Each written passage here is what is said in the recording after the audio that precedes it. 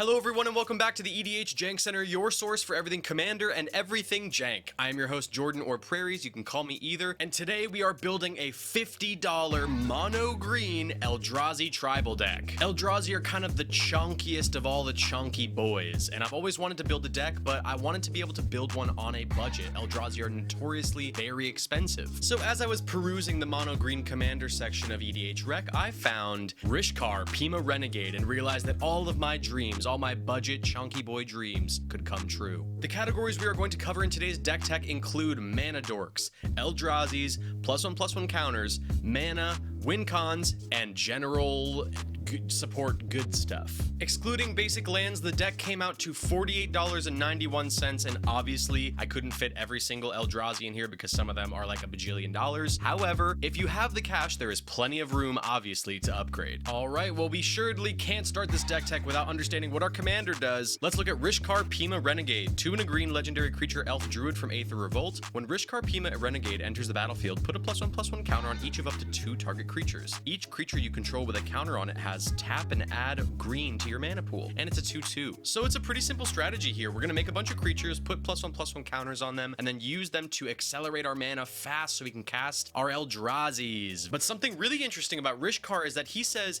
each creature you control with a counter on it, which means that it doesn't have to be just +1/+1 counters, which enables us to use janky, underutilized, and budget cards, baby. Let's get it. So moving on to our mana dorks, we have cards like Satyr Grove Dancer, Pollenbright Druid, and Bond Beetle that all enter and put a +1/+1 counter on something. And more often than not, in this build, we're going to be choosing to put the counters on themselves. So Pollenbright Druid will enter and put a counter on itself, making it a mana dork. I'm already so geeked about this deck because these 3 creatures especially are cards that just sit around in people's bulk piles, I feel like, and this actually makes them into viable pieces of our strategy. Rishkar also makes cards like Kappa Tech Wrecker do double duty. Kappa Tech Wrecker is 1 and a green creature turtle ninja from Neon Dynasty Kamigawa. It has ninjutsu for 1 and a green, and it also enters with a death touch counter on it, which is what we care about. Whenever Kappa Tech Record deals combat damage to a player, you may remove a death touch counter from it. When you do, exile target artifact or enchantment that player controls, and it's a 1/3. So this card generates lots of slapping value by being both a mana dork when Rishkar is on the field and removal on a stick. I feel like this card doesn't see a lot of play because it's a green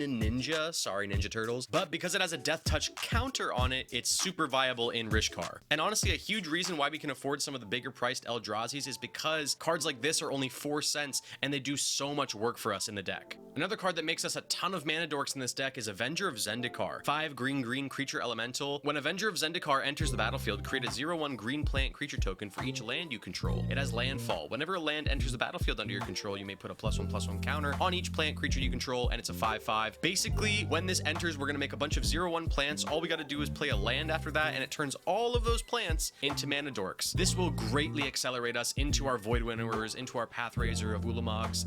You get the deal. Lastly, for our mana dork section, we need some redundancy. Super important in a deck to have multiple cards with the same or similar effects to your commander so that if your commander gets iced, we can still do our strategy. Zhang Yanggu Wildcrafter is perfect for this. 2 and a green legendary planeswalker Yanggu from War of the Spark. Each creature you control with a +1/+1 counter on it has tap, add 1 mana of any color. You can -1 and put a +1/+1 counter on a target creature. Pretty simple tech here. This just does the same thing as our commander, so it ensures that if our commander does get killed a lot, we can still proceed with our strategy and cast these big chunky boys. Alright, let's move on to our chunky boys, the guys that this deck tech is about. And honestly, there are a surprising number of really good ELDRAZIs that are under $1. Cards like Desolation Twin that comes in and creates another 10/10 creature, essentially giving you 20 power for 10 mana. There's Ulamog's Crusher that has Annihilator 2 for 8 mana, and Deceiver of Form, which could potentially turn all of your mana dorks into Ulamog's Crushers. All amazing budget cards and all amazing inclusions in our build. But now let's move on to the big bad. Void Winnower, 9 colorless mana creature ELDRAZI from Battle for Zendikar. Your opponents can't cast spells with even converted mana costs. Your opponents can't block creatures with even converted mana costs, and it's an 11/9. This card shuts off everything from Draenith Magistrate to Arcane Signet and everything that's even converted mana cost. It's literally so good. Void Winnower also makes all of our 2, 4, 6, and 8 drops in the deck unblockable, which can be a pseudo win con. Also, fun fact, this card makes up about 20% of the deck's budget. Another super scary ELDRAZI that we've managed to slot into this deck is Pathrazor of Ulamog, which costs 11 colorless mana. It's a creature ELDRAZI. It has Annihilator 3, and it can't be blocked except by 3 or more creatures, and it's a 9/9. So this is just a gigantic attacker. With just a few swings, we can be clearing our opponent's boards of a lot of stuff, and it's just generally really good, and hopefully in this deck we can get it out really fast. And with a ton of makeshift mana dorks at our disposal, that will not be a difficult task at all, baby. Now let's move on to some other uses for all of this mana that we're going to be generating. Sometimes we're not going to draw into our ELDRAZIs, sometimes people will remove our ELDRAZIs really fast, so we want to be able to have ways to use our copious amounts of mana for ultimate destruction and value. First up, we got Stone Coil Serpent, which just costs X mana, and it's a reach, trample, protection from multicolored creature, and it enters the battlefield with X +1/+1 counters on it. So basically we can just feed a bunch of mana into this and create a big stompy serpent instead of a big stompy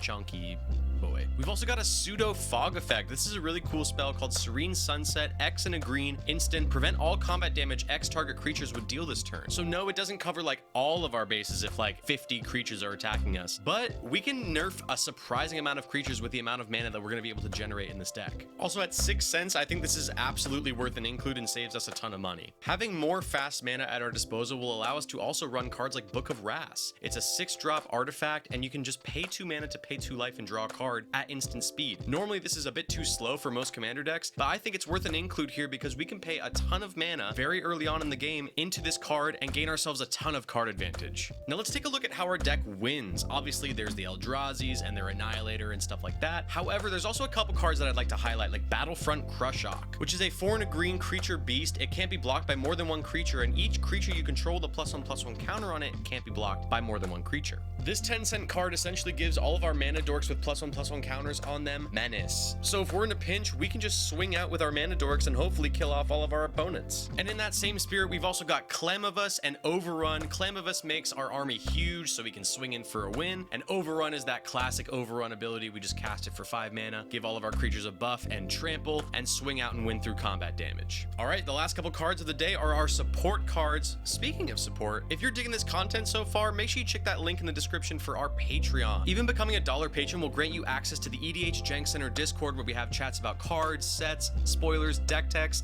and even jam some spell table games. Pretty sure that grammar was incorrect, but if any of that sounds appealing to you, make sure you check that link in the description and support the channel. All of your support helps me make more videos like this for you guys. All right, let's take a look at 2 really special support cards that make this deck tick. Crashing Drawbridge is our first one. It's 2 colorless mana artifact creature wall from Throne of Eldraine. It has Defender and tap. Creatures you control gain haste until end of turn, and it's a 0/4. Pretty simple tech here. This is just a staple in any deck that wants to get aggro. In our case, we want to get aggro, but instead of attacking for combat damage, we want to tap for mana. So if we create a bunch of plant tokens and give them +1/+1 counters with something like Avenger of Zendikar, we can tap Crashing Drawbridge and give all those mana dorks haste so we can tap them immediately and use them for mana. Okay, moving on to our last card of the day, which is Leyline of Abundance, 2 green enchantment from Core Set 2020. If Leyline of Abundance is in your opening hand, you may begin the game with it on the battlefield. Whenever you tap a creature for mana, add an additional green, and you can pay 6 and green, put a +1/+1 counter on each creature you control. This card goes hand in hand with Rishkar. It doubles the mana from the mana dorks that Rishkar creates, so they're a perfect match. Look at them, they're so cute. But for real though, doubling our mana will not only help us accelerate into our Eldrazi game plan faster, we could potentially have this card out before the game even begins. And we can pay 8 mana, which isn't hard to do in this deck, and put a +1/+1 counter on each creature we control and buff them up for a potential win through combat damage. And there you have it, folks. There is our $50 mono green Eldrazi tribal deck. As always, the link for the full deck tech is in the description below. And hey, if you enjoyed this content, make sure you give this video a like, subscribe to the channel, and comment down below what cards you would slot into this Rishkar build. Did I miss anything? I'm always down there in the comments hanging out with you guys, so come on down and have a chat with me. Alright guys, that's it for me. I'm out. I'll see you next week.